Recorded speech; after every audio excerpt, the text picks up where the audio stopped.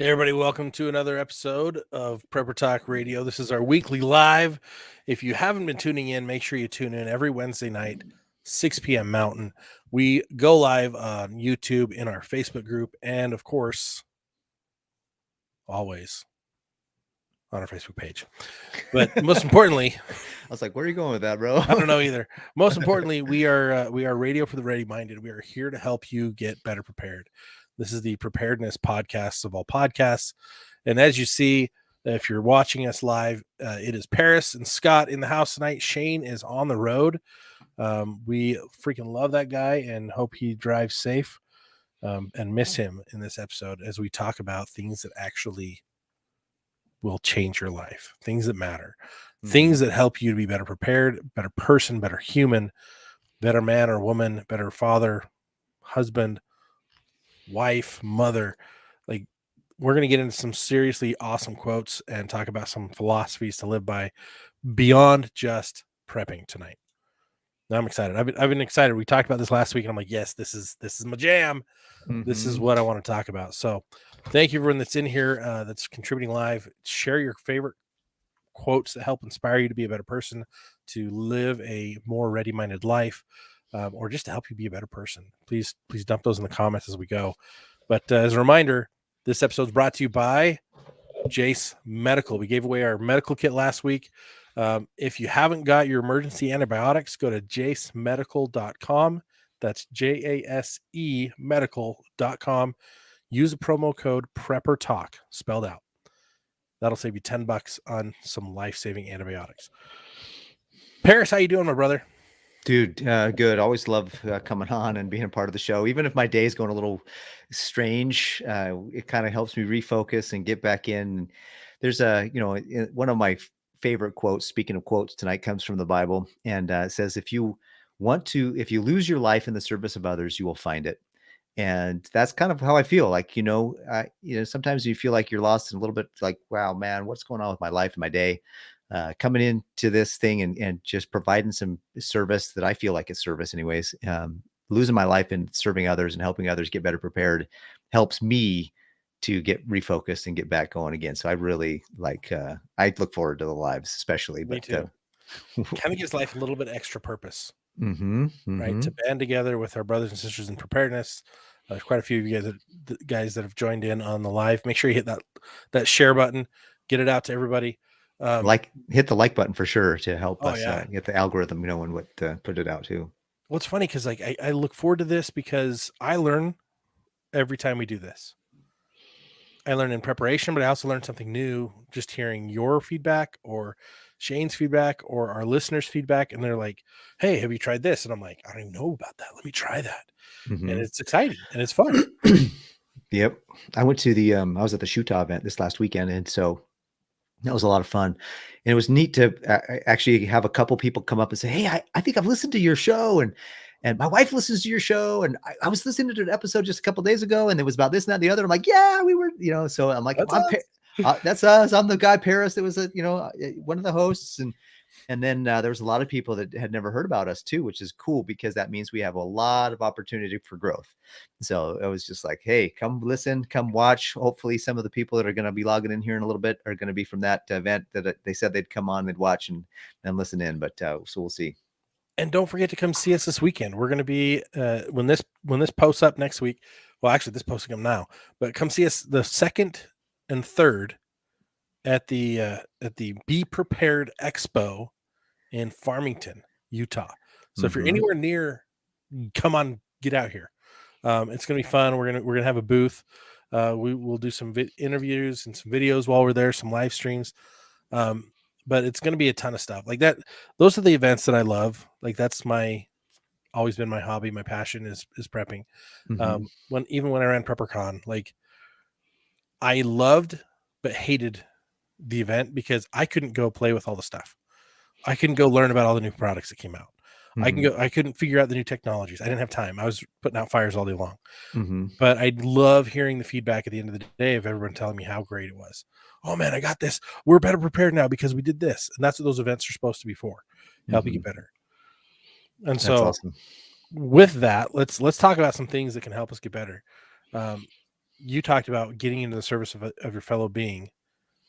You know, you lose yourself in the service of others and you find yourself. Mm-hmm. Um, it's funny because trials and hard times are getting more abundant in our lives. Mm-hmm. Challenges are, life is not going to get any easier, at least not for a little while. And when I say a little while, I'm like 10, 15 years. We'll just put it at that. The next Mm-hmm.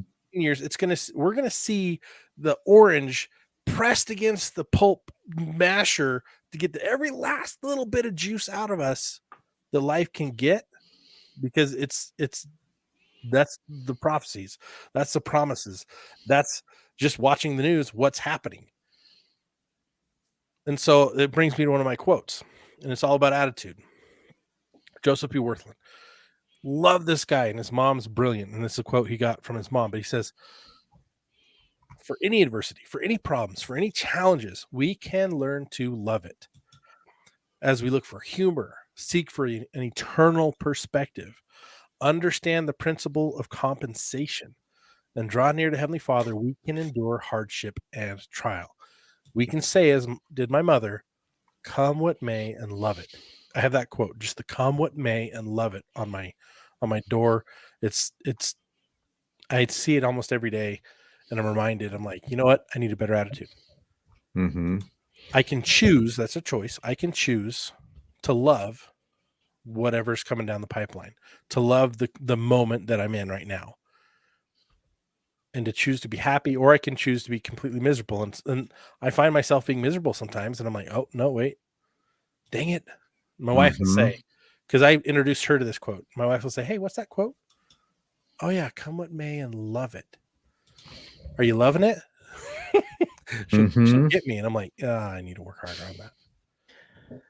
There's an old preacher that brings me to one of my favorite quotes. There's an old preacher named Charles Swindoll, and he says, he says this is the quote that he's pretty famous for. He says, "The longer I live, the more I realize the impact of attitude on life. Attitude to me is more important than facts. It's more important than the past, than education, than money, than circumstances, than failures, than successes, than what other people think or say or do. It's more important than appearance, giftedness, or skill. It will make or break a company, a church, a home. The remarkable thing is that we have a choice every day regarding the attitude we will embrace for that day. We cannot change our past. We cannot change the fact that people will act in a certain way. We cannot change the inevitable. The only thing we can do is play on the one string we have, and that is our attitude. I'm convinced that life is 10% what happens to me and 90% how I react to it. And so it is with you. We are in charge of our attitudes." That goes right along with your quote, taking that.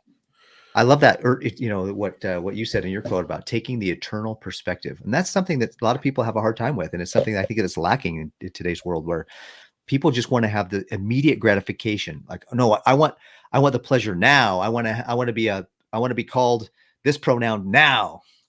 Yeah. Nobody's really considering about, well, what is that going to be like in 10 years, or 15 years, or that, or even a long, it doesn't have to be the eternal perspective, for goodness sakes. Just give yourself a human life perspective, at least that, I like this, Mike. Stand where you are and lift. Like, there's work to be done. You don't have to try to figure everything out. Just start lifting. Stand where you are and lift. This actually goes back to a talk by Dieter F. Uchtdorf, and he gave a talk on this, and people were trying to move a piano, and they're trying to figure out, okay, what's the best way to move this piano? How are we going to move the piano? And they're trying to figure this all out. And finally, some guy walks in the room and he goes, just stand where you are and lift. Walk the piano out of the room. And everyone's like, oh. And they stood and lift, right? Mm-hmm. They moved the piano. And it was simple. How many minutes did they waste trying to figure it out when the guy come walking in and he's like, just stand and lift. Just come on. Mm-hmm. Just pick it up where you are. Let's lift. And when you lift together, you can move something that's impossible for you to lift on your own. Mm-hmm.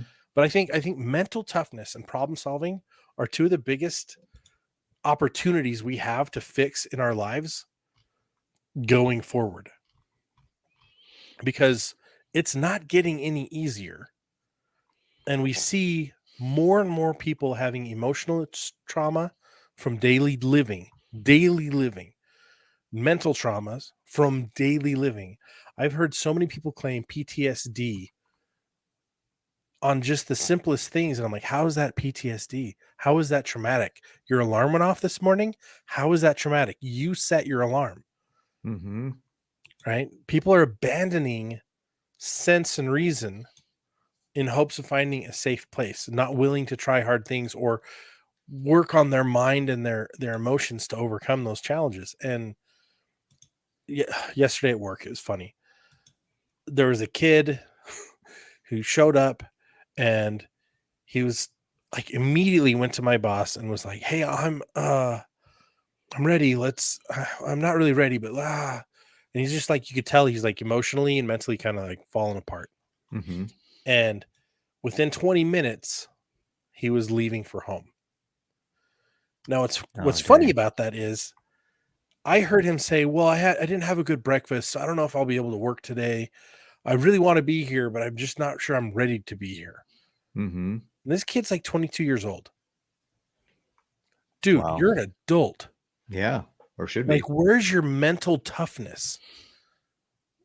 It's probably somewhere with his participation trophies in his mom's house.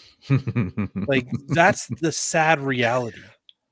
Mm-hmm. We have programmed the next generation to not try, to Yep. not deal with difficulty. That reminds me of a quote by Friedrich Nietzsche. Nietzsche, I think it's pronounced. Nietzsche.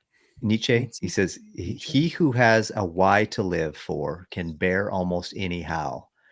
And that's what happens. I think a lot of these people, they just don't have a purpose in life. And so they're just kind of going whatever the wind, which reminds me of another quote. If you don't stand for something, you'll fall for anything. Right. And that was Gordon B. Hinckley that said that one, I think.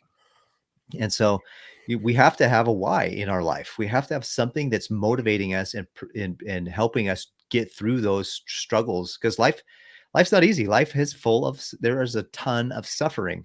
And what makes the suffering worth it is having a purpose, having a why. And when you have a why, like Nietzsche says, you can bear almost any how. It just, you figure it out. You're solution oriented. Everybody has problems, but those who focus on the problem instead of focusing on the solution are going to find themselves just in the cycle of absolute misery as they just stay in that world of complaining about the problem. Well, let's go find a solution. Solution oriented people get out of that. They still have a problem, but they're able to get past the problem usually and get to a better place and get to a more meaningful position in life. And that's, I feel like being solution oriented is the way to go. That's my philosophy. You tell Mike, learn to swim or learn to drown. That reminds me of this video clip. I can't remember which movie it's from. It's an old John Wayne movie. And this kid's like, "I don't know how to swim." And he grabs him and throws him in the water. And he's like, "Well, learn." And the kid's like, "Oh," and he like all of a sudden he's doggy paddling and he figures it out and swims away. And he's like, "There you go."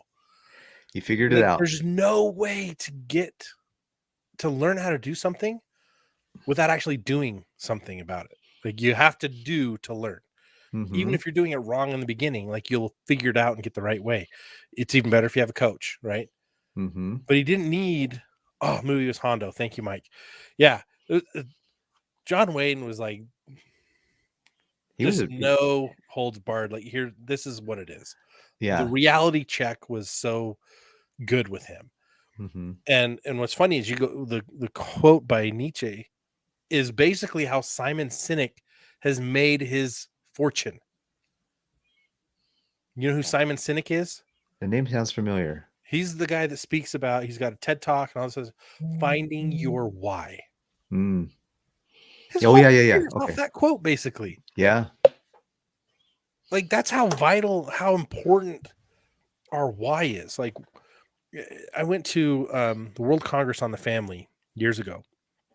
And one of the most interesting factors for success, for an increase in income, you know, the most significant impact is for a man? Yeah, marrying the right woman, I think. Just marriage in general. Oh, wow. You get married, you're guaranteed to make more money in your lifetime. You have a child, you're guaranteed to make more money in your lifetime. And it's because you now have a why that is bigger than you. That's powerful. And it's like, and they have all the data to back it up. So people can just, hop on this feed and tell me I'm wrong all day long. And I'm like, I don't care. I've seen the data. Mm-hmm. They've studied every possible scenario and put the same test, and it's proven itself a million times over. It was so impacting that here I am, like 10 years later, still quoting it and using it. It's so true. If you give yourself a reason, if you have a reason, you have and understand your why, you're going to get things done. And Mm-hmm. and honestly, getting married is having Hondo toss you into the river and you learn to swim. Oh yeah, it's nothing. You can go to all the classes you want on it, even on fatherhood and motherhood. You can go to all the classes you want on how it all works. But when you say I do and she says I do, or vice versa, whatever your situation is, it's a whole another world. And I tell guys who get all my buddies who, when they're having their first kid, I'm like, you're going to walk in 2 and you're going to walk out 3, and you don't get to walk out unless you're walking out. Well, of course, if everything's healthy and everything goes correctly, you don't get to walk out of that hospital unless you got 3. And it's a whole another world once you have 3 now, and it makes you more responsible, which is something we talked about in our last podcast about the stewardship and being responsible and accountable. And, a man who has a reason why and a woman who has a reason why will create a world that's more meaningful and worth living in. And I think that's huge. Why are you a prepper? Why are you a father? Why are you a mother? Why are you doing what you're doing? And if you can define that in a 30-second, quick little quote or commercial, if you will, then you have a clarity around it. If somebody asks you why you do something and you're like, I don't know, this, that, then you're not clear. Get clear on what you're why you're doing the things you're doing.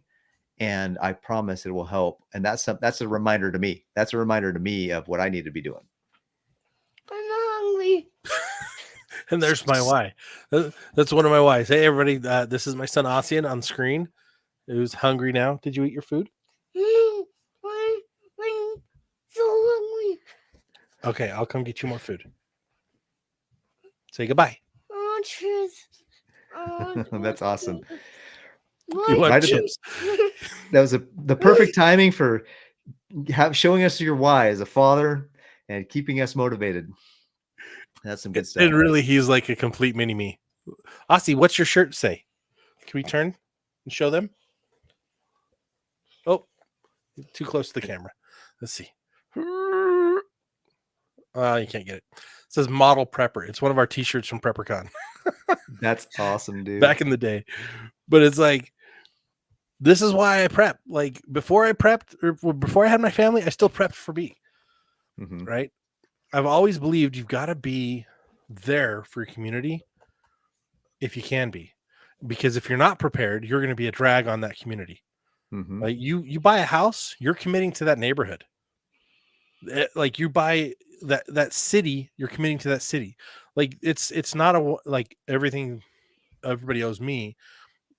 No, like anywhere you choose to live out in the country, you're committing to the country.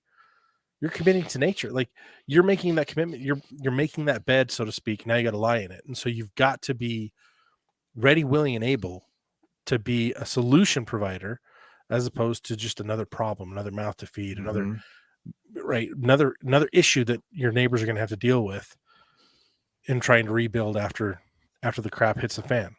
Well, that reminds me of another quote, and I don't know who said it, but it was along the lines of think globally, act locally. And so if you want to make a change, yeah, we all talk about, well, the government this and federal government that, the president this and the president that. Well, what are you doing for your county? Mm-hmm. What are you doing for are you going to city council meetings? Are you going to your county, your county meetings? Are you making change in your county? Because that's where you're going to have the most power to make those changes, is in your local communities and helping the things that are, if we're having struggles, it's all based, the old, an individual makes a family, or a family is made up of individuals, a city's made up of families, a county's made up of cities, a state's made of, a country's made up of states, a state's made up of counties. You know what I mean? Like the basic building block of our nation is this great, is the family, is the individual who's prepared and ready to go, and then the family. Let me share another quote here. Yeah. You want to This one is actually one that I've had for many years. It's affected me in a positive way. I get almost emotional. I don't know. I hope I can read through it the whole way. But that's the thing too, is about if you're going to have a quote or something that's your why, it's got to get you emotional. If you don't have an emotional experience around why you're doing something, it's not big enough. It's not strong enough to keep you going when those tough times hit, when that stuff, when crap hits in your life and you're like, why am I doing this again? Like if you have a why that's bigger than all the struggle, you're going to be able to overcome it. And it's this quote by Teddy Roosevelt, who was had a lot of challenges in life, and he's definitely somebody to, in a lot of ways. There's some things, he's not a perfect guy, but he's a lot of ways he can be a great example. It says, "It is not the critic who counts, not the man who points out how the strong man stumbles or where the doer of deeds could have done better. The credit belongs to the man who's actually in the arena, whose face is marred by dust and sweat and blood, who strives valiantly, who errs and comes up short again and again, because there's no effort without error or shortcoming, but who knows the great enthusiasms, the great devotions, who spends himself for a worthy cause, who at the best knows in the end the triumph of high achievement, and who, at the worst, if he fails, at least he fails while daring greatly, so that his place shall never be with those cold and timid souls who knew neither victory nor defeat." That is the kind of man that I want to be, and I hope that inspires others to really strive to be more than. So that was something. That's a quote that I've had that on my. I've just had that in my life for a lot of years, and just really moves me. Well, I think of like, what kind of man do I want to be? What kind of man ought I to be? Mm-hmm. Right. As a man of God, always trying to be a man of God, I'm often, looking at prophets of old. I look at the scriptures and see, okay, what did they do? What kind of men were they? Mm-hmm. And what's frustrating is, like, it doesn't talk about their wife and kids enough, in my opinion. Like, that's what I want to know more about. Yeah. But you look at what kind of caliber they were. There's some that you get a better glimpse of it, but it's like honesty, the ability, the willingness to do what God tells them to do. Mm-hmm. When I look at Moses, and he's like, I can't do this, but if you can show me how, I'll do it. Mm-hmm. Right? Yeah. Noah, I don't know how to build a giant seafaring vessel. Yeah. How do I build an ark? Will you show me how to do it? I'll show you how to do it. I will teach you. I will give you the way to do it. Okay, then I'll do it. Mm-hmm. Right? And number one, we need to be willing to follow God, whatever he tells us to do. Right? There's so many things that we can do wrong in life, but you will never go wrong following God. I love the example of Peter and Andrew. I think they were fishing in the Sea of Galilee, and Christ comes up and says, "Hey, you shared this earlier, Scott, about how I'll make you fishers of men," or maybe it was somewhere, I don't remember. But anyways, there was this quote about, "I'll make you fishers," and they straightway left their nets and followed him. That's the actual scripture. They straightway left their nets and followed him. They didn't question. They didn't wonder. They said, "You know what? Let's go. Let's do this." Yep. And they just made it happen. They made a decision and they followed through on it. And that was a huge life-changing event for them. Like literally in many ways, like they took a huge detour from where they were headed to just fishermen sitting on these, spending out their days in the Sea of Galilee, rather than fish, to being fishers of men, and Peter eventually becoming that great apostle and the great leader of the stone that Christ said he would build his church upon. Just amazing stories that because they made a choice. And we all have that opportunity. We all have a choice every single day. We talked about the quote about attitude. We talked about the critic that counts is the one who's in the arena, the one who's actually doing it. And that's how we know. I like this with Kimberly Daggs. I'm going to share what Utah Mike said here in a minute, but God doesn't call the qualified. He qualifies or teaches those he calls. I love that. I love that a lot. Which goes back to what Jesus said, "Come follow me and I will make you fishers of men." Mm-hmm. Exactly. This one's a little more humorous, but it's true. Utah Mike says, one for me. Watch your dimes and nickels, and the dollars will take care of themselves. That's exactly true. The more we look at they say there's an old quote that says the devil is in the details. Well, I also believe, as you read the scriptures, the reason why the devil is in the details is because he's mocking, imitating the Christ, because Christ is in the details as well. He knows what all the details are. He knows he says in the scriptures, consider the lilies of the field. I mean, how they grow. Shoot, if Christ isn't in the details, then you don't understand how he works. But that's absolutely true. We have to take care of those little details, and the big stuff kind of ends up working itself out in a lot of ways.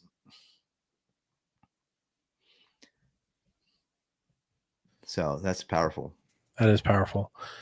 It's easy to get lost in the weeds, so to speak.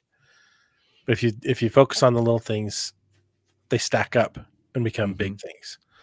It's like our last podcast, we talked about accountability. Like you do the things you need to do, and you look back after a while and you're like, wow, I built a big thing.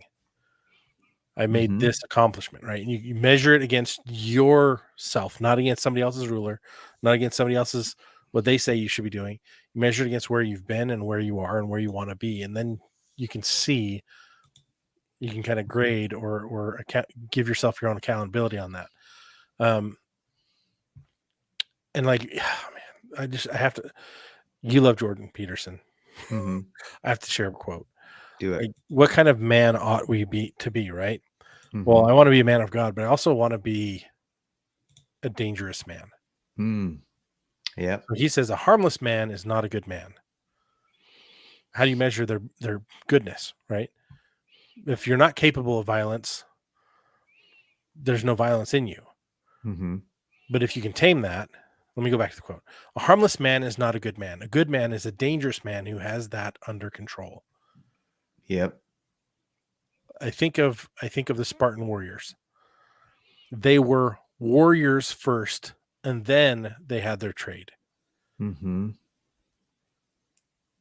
Are we in this generation, the next generation, whatever generation, are we building ourselves to be warriors, to be able to withstand the wars, the plagues, the pestilence, all the things that are coming, all the things that we're already enduring?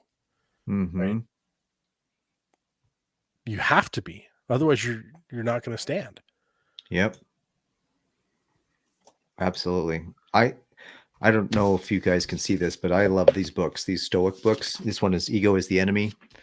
And then there's this other one called Stillness is the Key. Oh, nice. There's another one that Ryan Holiday did called The Obstacle is the Way.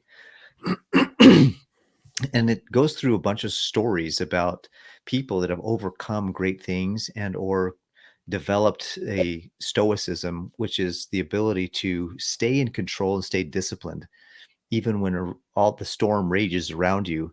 And I love these books because not only does it give you some examples of men and women in history that have done great things or overcome great odds, but also gives really cool, wise quotes, like quotes that really mean something that when you read them, you're like, oh my gosh, like that if I apply that philosophy to my life, I'm going to probably have a better life. At least I'd like to, at least it won't be a worse life. So right? Why not apply it? So to me, that's something if you want to accomplish great things, you have to stand up against great challenges. If I want to get bigger muscles, I got to lift bigger weights. That's just how life is. It's a principle of life. It's an eternal, if I can say that, it's an eternal principle of growth. You want to do something better and greater than you are now, you have to challenge yourself in a way that's different. And it reminds me of another quote. If you always do what you've always done, you'll always get what you've always got. So if you want to have something different, you have to do something different. That's just that's something that I try to remind myself of regularly so that I don't stay static. So what does it all mean? It means you've got to actually put in the work.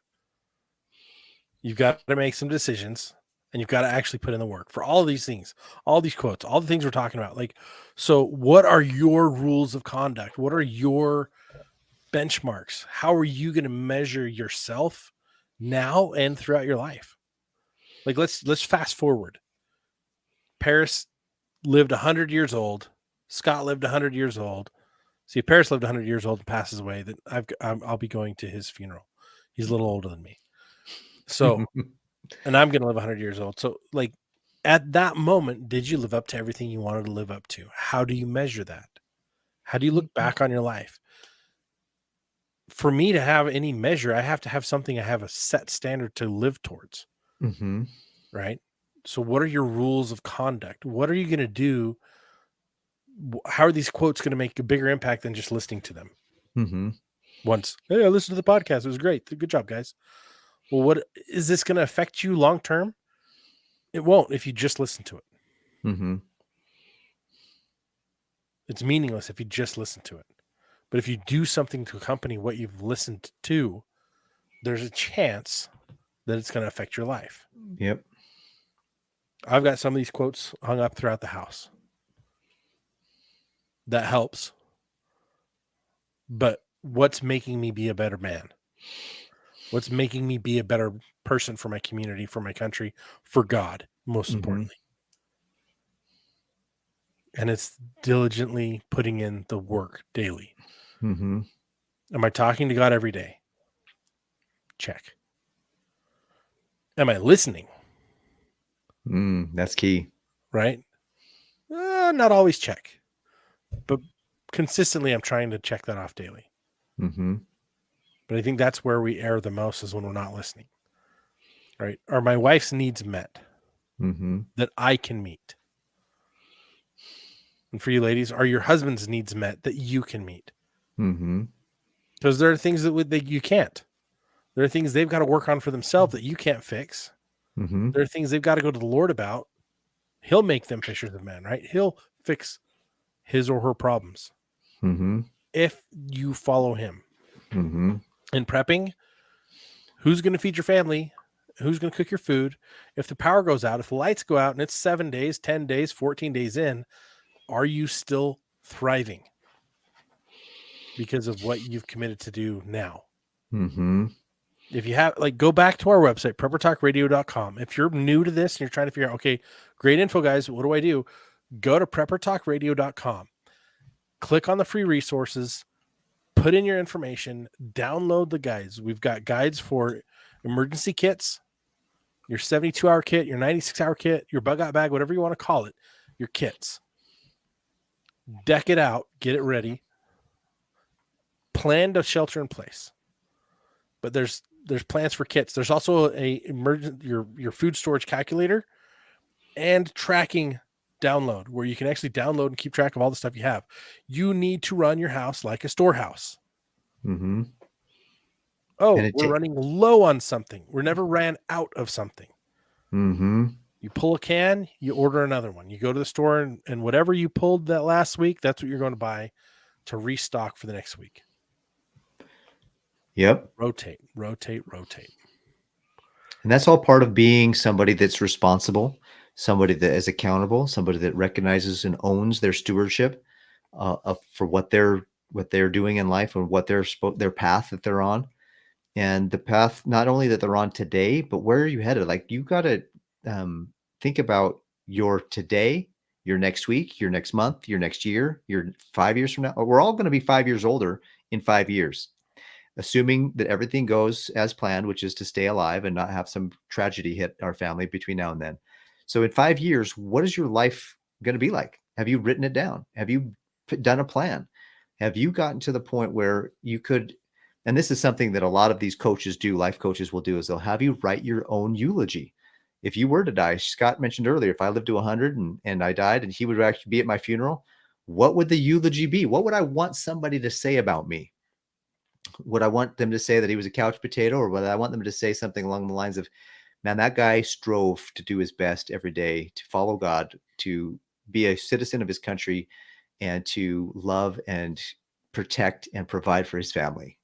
What are those things that you want to be said of you and then strive for that, you're going to come up short regularly. But at least you'll know. At least you'll know you strove for it. And that's one of the great things about Christ, I believe, is that we're supposed to live a certain way in order to be a Christian. However, sometimes we fall short of those things. But he says in the scriptures that we'll be our thoughts, our words, and our deeds. So if our thoughts are at least towards him, if our words are at least towards him, we got 2/3 of it. If our deeds fall short, we got 2/3 of it. Good to go. But if we can match up all three of those, man, that's when the Spirit really zings and rings, and just it's like a holy just opportunity. It's just it's sacred. It's really cool. So what do you want? That's what your task is from here. What do you want? And that's what all of our task is, to figure out what do we want out of life. And today's podcast was to me was, what are some of the things that inspire you and motivate you? Because we need those. Like, I'm trudging along the road of life. I got my backpack on of my weights and my all the responsibilities that I have, and I'm sweating because it's just not fun some days. So what motivates you when you stop to think about why you're doing what you're doing? What are some of those reminders that you need? What are the quotes? What are the examples of men and women who've gone before you that you look toward to kind of keep you going and keep you motivated? What are the scriptures that are your favorite scripture that kind of like re-energizes you and gets you that, get your why back on track? And we all need something that recharges our batteries from time to time. And that's kind of what our goal was with this podcast, is kind of share some of the things that charge us up, that get us thinking, get us emotional. Like some of the quotes I shared, literally, like I had to hold back some emotions because they just charge me. And that's what I hope that some of these quotes do for you, whether there are the quotes that we share or quotes you have. Find something that charges you up and gets you emotional and gets you excited about life, and stick to it and keep it around. Stay driven. Like, drive comes and goes based on motivation, right? And the motivation has to be internal. So set standards for yourself. Find the quotes that drive you, that fuel the fire. Focus on what is your why. Go read the book, Finding Your Why, by Simon Sinek. That'll help. But write down your why and put it somewhere you're going to see it every day. You repeat it every day. And what are you going to do to support that why? What are you going to do to prepare your family? What are you going to do to prepare for your future? To create a simpler life, an easier to live life, an easier to enjoy life. I've really become a big proponent of the idea that the less things you own, the less stress you have. And the reason I can say that is because I have too much crap that's driving me insane. I've got to fix this sprinkler. I've got to fix this. I've got to maintain these windows. I've got to put these blinds in. I've got to take care of those. All the toys are organized. All this is that, and this is that. And it's like, man, I've got so much stuff. It's like, where is this? It can easily get overwhelming. And I'm like, I've got to simplify. We've all got to simplify. Maybe that's what the whole next collapse is supposed to do for us, is to force us to simplify. It'll be a harder lesson to do it then than to do it now. And to get back to basics. Something that I think is important in simplification and is discipline. If you don't have discipline, you're going to get tossed and turned by every little whim. So there's a great quote, another quote that really hit me as true. Just as soon as I heard it, my whole body just sung. It's freedom. And so I think Jake Gyllenhaal said it. That's who I heard say it. I don't know if it's originated from him or not, but he said, freedom is on the other side of discipline. And how many of us don't want freedom? How many of us don't want to have liberty and freedom and enjoy the fruits? You don't get to enjoy the fruit of a tree that you don't plant and take care of and water and dung it and take care of it. You don't get to enjoy the fruits of a field that you didn't cultivate, that you didn't do the work and the sweat and the blood and the tears to create. You don't get to have the fruits of something that you didn't put in the work for. And I love that. Freedom is on the other side of discipline. And so that's something that I'm really committing to work on, is disciplining myself to stay organized and to stay on track and on task with what my life goals are. Well, I think the big thing to take away is set your standard, stick to it. and you will have more freedom, more joy, more happiness in life when you do those things. We're going to cut tonight's episode a little bit shorter than usual because we have one less person talking. It's just the two of us, but I want you guys to make sure you're doing something about everything we talk about every episode. You're doing something to help better prepare your family. Focus on your mindset this week. Set your standards, set your goals. And then listen to our next podcast as it drops, talks about accountability. And set your accountability measures to help you do better, be better, and accomplish more things. And until then, till the next episode, stay ready-minded. Appreciate you guys being part of the show every week. All the comments in here are fantastic. Make sure you hit that like and subscribe on YouTube, especially. We're going to be doing some more giveaways here soon. And make sure you come out to the Be Prepared Expo June 2nd and 3rd in Farmington, Utah. It's going to be awesome. We look forward to meeting you guys over there. Thanks for tuning in. Any final thoughts, Paris? No, I mean, we say radio for the ready-minded. That just tells you right there. It's a mindset as much as it is a skill set. Mindsets and skill sets go together, and we need to have both. So, and I hope people got a lot out of this video and out of this podcast today. Awesome. Until next time, guys, stay alert. Don't forget dessert.